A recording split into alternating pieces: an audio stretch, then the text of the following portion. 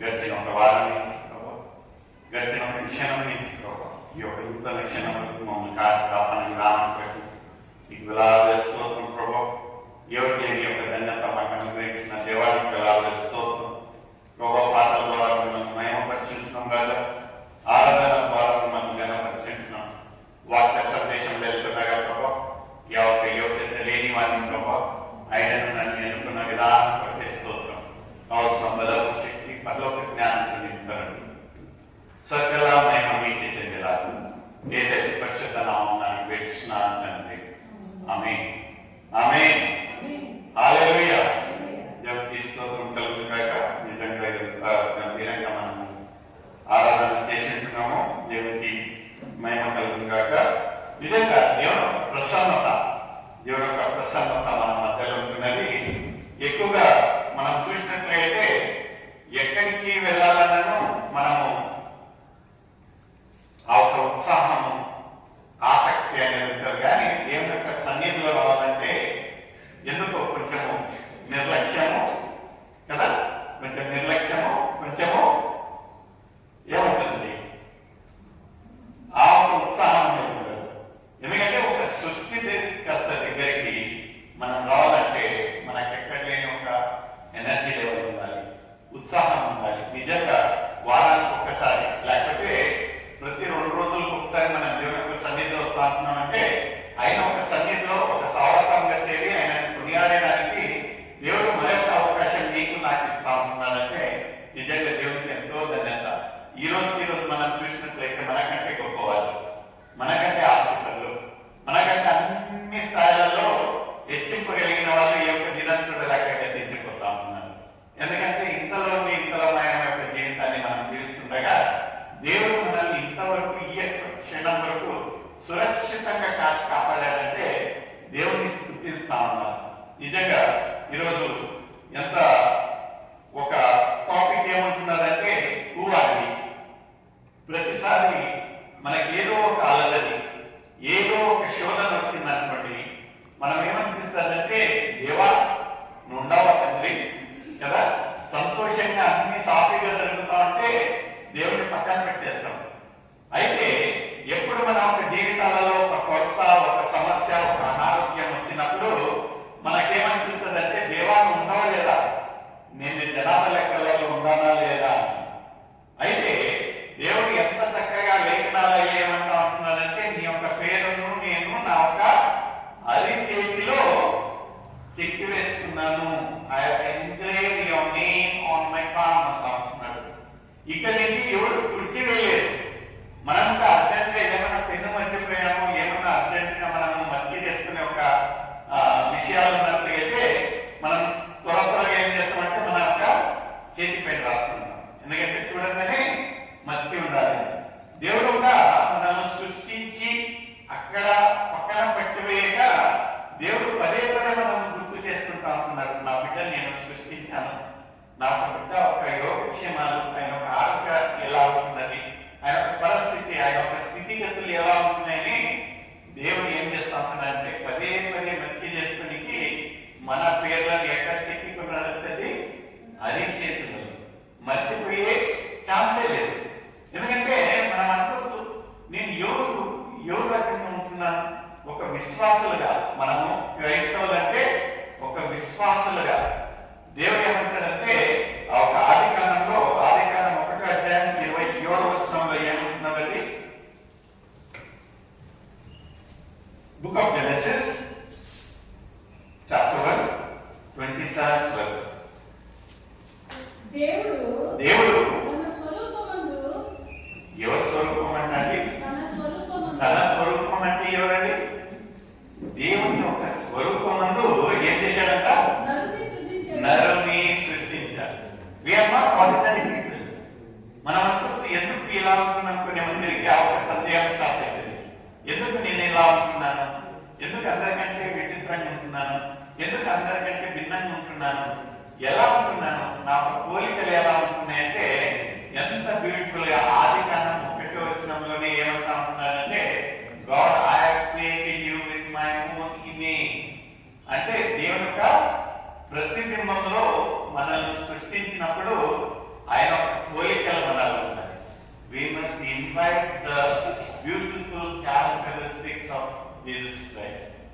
ఇక్కడ నేను కాదని చెప్పేది, లేఖనాలు ఏమంటా ఉన్నాయంటే I created with my own image. చదవండి 27వ వచనం. దేవుడు తన స్వరూపమందు దేవుని స్వరూపమందు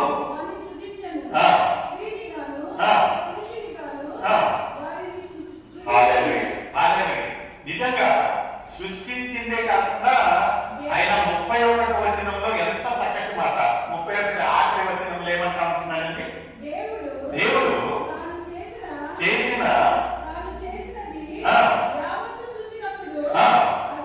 అది చాలా మంచిదిగా ఆయన చేసినవన్నీ చాలా మంచిదిగా ఉన్నాయా లేదా, ఈ saw that everything he had done was very good. Good కాదు, ఏమంటా అంటున్నది చాలా మంచిది, వెరీ గుడ్. దేవుడు ఎంత ఖుషి పడి ఉంటాడు, how happy he will be. ఇక్కడ ఏమంటా ఉంటున్నానంటే I have created with my own image. ఆ తర్వాత ఆ ఒక అన్ని ఆయన సృష్టించిన తర్వాత అది చాలా బాగున్నాయా లేదా అని ఆయన తృప్తి పడ్డారు. ఇక ఎక్కువ శాతం ఆడవాళ్ళు ఉంటున్నారు, వాళ్ళు వంటలు చేసిన తర్వాత వాళ్ళు ఒకసారి రుచి చూస్తారు కదండి. రుచి చూసిన తర్వాత ఫస్ట్ వాళ్ళు సాటిస్ఫై అవుతారు, ఎలా ఉన్నది, ఆ తర్వాత దాన్ని సర్వ్ చేస్తారు.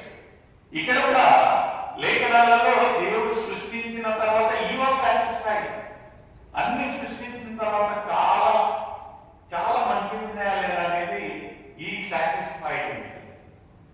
నిజంగా we are not that ordinary people. మనం ఎప్పటికీ మనలో మనము తక్కువ సూపుగా, ఎందుకంటే వివేకానంద ఏమంటాడంటే you cannot be inferior unless and until you permit. అంటే మనకై మనం తక్కువ అని అనిపించుకోకపోతే we are always on the higher side. మనం ఎందుకు తక్కువగా ఎందుకు అనిపించుకోవాలి ఒక విశ్వాసులుగా? ఇక్కడ లేఖనాలు ఏమంటా ఉంటున్నాయంటే మనం ఒక ప్రతిబింబం ఎవరిదంట, దేవుడి. ఇది మన ఒక ఇమేజ్ కాదండి. ఎందుకంటే ఒక దైవభక్తుడు ఏమంటాడంటే ఏమంటాడండి, Christians will read the Bible and the non Christians will read the Christians. అందులో మనల్ని చూసి ఆ యొక్క దేవుని గుణగణాలు మనలో ఉంటున్నాయా లేదా, ఈ యొక్క బిడ్డ విశ్వాసి అందరూ, ఈ యొక్క బిడ్డ క్రైస్తవులందరూ నిజంగా ఇతరులో లేకపోతే ఈమెలో ఈ యొక్క గుణగణాలు ఉన్నాయా లేదా అని మనల్ని ఒక్కసారి పరిశీలించినట్లయితే ఎలా ఉంటుంది? How are we? Are we carrying the same characteristics of Jesus Christ? ఆ ఒక ప్రేమించే గుణము, క్షమించే గుణము ఎంత చక్కటి. ఇక్కడ ఏమంటా ఉంటున్నానంటే I have created you with my own image. ఆ తర్వాత చాలా మంచిగా ఈ సా దట్ మనం ఒక్కొక్కసారి అంటాం ఏ వాళ్ళు మంచివాళ్ళు కాదు, వీళ్ళు చెడ్డవాళ్ళు. ఎవరు చెడ్డవాళ్ళు కాదండి, మనము ఊహించుకునే దాంట్లో, మనం అనుకునే దాంట్లో. ఎందుకంటే దేవుడు ఏమంటా ఉన్నాడంటే ఆయన సృష్టించిన ప్రతి ఒక్క విషయము ఎవ్రీథింగ్ అని ఉంటున్నది. ఇంగ్లీష్ బైబిల్లో మీరు చూసినట్లయితే ఈ saw that whatever he done everything was very good. తెలుగులో మరొకసారి చదవమ్మా. దేవుడు తాను చేసినవన్నీ యావత్తును చూచినప్పుడు అది చాలా మంచిదిగాను చాలా. We are not what ordinary people. ఎప్పటికీ మనల్ని మనం తక్కువగా అనుకోకూడదు. ఎందుకంటే వీఆర్ నోన్ యాజ్ విశ్వాసులు, క్రైస్తవ బిడ్డలుగా, దేవుని బిడ్డలుగా ఉన్నప్పుడు ఆయన ఒక గుణగణాలు మనల్ని ఉన్నారు. ఎంత చక్కగా దేవుడు మనల్ని ఎలా సృష్టించుకుంటున్నారు. మనం నల్లగున్నాము, తెల్లగున్నాము, ఎత్తుకున్నాము, లావున్నాము, సన్నగున్నాము, దాట్స్ ఇమ్మటీరియల్.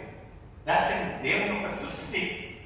అయితే మనం ఎలా శ్రేష్టంగా ఉంటున్నామో ఒక విశ్వాసులుగా అంటే these are very beautiful encouraging words. మొట్టమొదటి వచనంలోనే, మొదటి పుస్తకం ఆ ఒక ఆది కాండంలోనే దేవుడు ఎంత చక్కటి మాట మాట్లాడుతూ ఉంటుందని నీతో నాకు.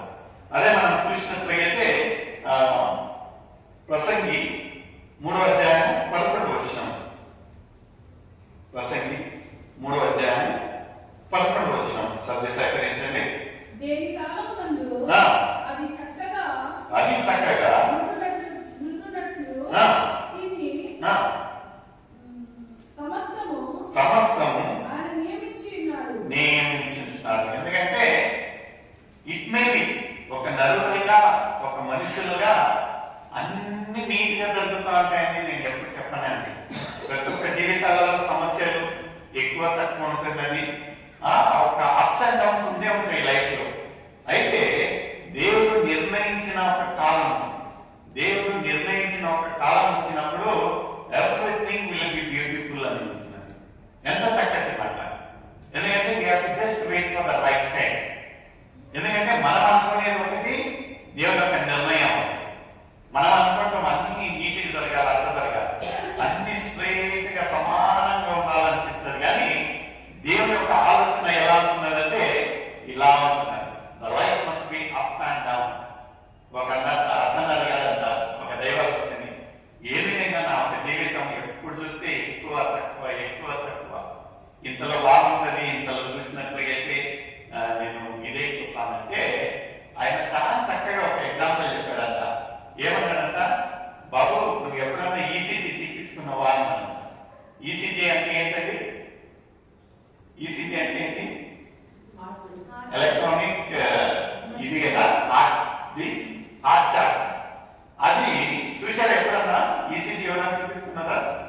సహజంగా అందరూ చేపించుకుంటున్నారు. ఎలా వస్తుందండి మన ఒక ఈసీజీ? స్ట్రేట్ ఉంటుందా? ఉండదా? స్ట్రేట్ ఉంటే అర్థం ఏంటండి? స్ట్రేట్ ఉంటే మనము బ్రతికి ఉన్నట్టు కాదు. ఎవరన్నా మరణించినట్లయితే వాళ్ళ ఒక ఈసీజీ ఎలా వస్తుంది? స్ట్రేట్ గా. అందుకని మరణించిన తర్వాత శిలువ పైన ఒకటి రాస్తారు. ఏమని రాస్తారండి? Rest in peace, rest in peace. మన ఒక జీవితంలో ఒక విశ్వాసులుగా వ్యాధితో దాఖలిసి వ్యాధితో ప్రతి క్షణము ఏంటంటే పోరాటం. ఎలాంటి ఒక పోరాటం అంటే అంధకార శక్తులతో ప్రతి క్షణము మనం ఇంతలో అనుకుంటాం, ఈ రోజు నేను దేవునిలో ఉండాలి, ఈ రోజు దేవుని యొక్క సన్నిధిలో ఉండాలి, ఇంత సమయాన్ని గడపాలంటే ఎక్కడ లేని శోధన ఆలోచిస్తుంది. గమనించదు దాన్ని. చక్కగా 12-1 గంట వరకు టీవీలు చూస్తూ ఉంటాం. ఒక్కసారి ఆల్ నైట్ ప్రేయర్ అన్నాం అనుకోండి, తయారయ్యేటప్పుడే నిద్ర వస్తాం కదా. ఫాస్టింగ్ ప్రేయర్ అన్నాం అనుకోండి, పొద్దున ఏం నాస్తా అని ఎదుగులాడుతూ ఉంటాం. ఎందుకు? శోధన, శోధన. ఎందుకంటే మనము పోరాడేది ఎవరికంటే అంధకార శక్తులు. ప్రతిరోజు విశ్వాసంలో నా ఒక జీవితం ఏం లేదు, చాలా చక్కగా ఉందంటే ఇవాళ అబ్సల్యూట్లీ రాంగ్. ప్రతి క్షణం ఒక పోరాటం మన ఒక జీవితంలో, మంచి చెడు నుంచి. ఎలా ఉంటున్నది మన ఒక జీవితం? అయితే లేఖనాలలో ఎంత చక్కగా దేవుడు ఏమంటా ఉంటున్నాడంటే, దేవుడు నిర్ణయించిన ఒక కాలం వచ్చినప్పుడు అంత everything is going to be more beautiful అని చెప్తున్నాడు. ఎంత చక్కగా, ఎంత చక్కగా. మనం అనుకోవచ్చు, ఏది దేవా నాకు ఇంత శక్తి ఎక్కడి నుంచి వస్తుంది, ఈ యొక్క శోధన ఇంత వచ్చేసరికి నేను ఉరికిపోతా ఉంటున్నానంటే, దేవుడి యొక్క మాట చూడాలి ఎంత చక్కగా. మార్కు రాసిన సువార్త 10వ అధ్యాయం 27వ వచనం. మార్కు రాసిన సువార్త 10వ అధ్యాయం 27వ వచనం. యేసు వారిని చూచి, ఇదిగో ఇది మనుషులకు అసాధ్యమే, కానీ దేవునికి అసాధ్యము కాదు. దేవునికి సమస్తమును సాధ్యమే అనేను. ఇప్పుడు మనం ఫస్ట్ ఏమంటామంటే, ఎందుకునైనా ఎందుకు శోధనలో ఉన్నాము, ఎందుకు ఇలా అయిపోయింది నీ జీవితం అంటే, నేనేమన్నా దేవుడిని కదా. ఎక్కువగా we don't know our capacities. మనం ఎవరిపైన మన ఒక జీవితాలను ఆధారం పెట్టుకోవాలనేది మనకు తెలియదు. మన స్వయం ప్రయత్నం చేస్తాం. ప్రార్థన ఎప్పుడంటే అన్ని వర్కౌట్ కానప్పుడు లాస్ట్ ఎక్కడికి వస్తాము? దేవా, అన్ని రిపోర్ట్లు టెస్టులు అన్ని పాజిటివ్ అన్ని వచ్చి అన్ని లైఫ్ అయిపోయింది అన్నప్పుడు ఎవరు పట్టుకొస్తారండి? ఒక సృష్టికర్త మనకు వస్తుంది. అప్పుడు వరకు ఏం చేస్తామంటే సృష్టి దగ్గర మాట్లాడతాం. ఈ డాక్టర్, ఆ వైద్యం,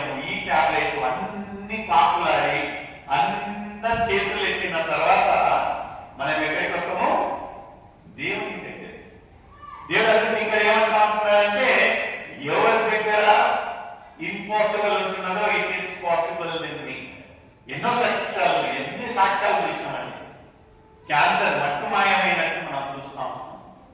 ఆ ఒక లాజరు విషయంలో చూసినట్లయితే చనిపోయిన లాజరు తిరిగి లేచాడు. ఎంత అద్భుతం! ఇలాంటి అద్భుతం ఎప్పుడు సాధ్యమంటే దేవుని ద్వారా మాత్రమే సాధ్యం. అయితే ఇంటినెస్ విత్ గాడ్, మనకు ఆ ఒక విశ్వాసం. దేవుడు అంటాడంటే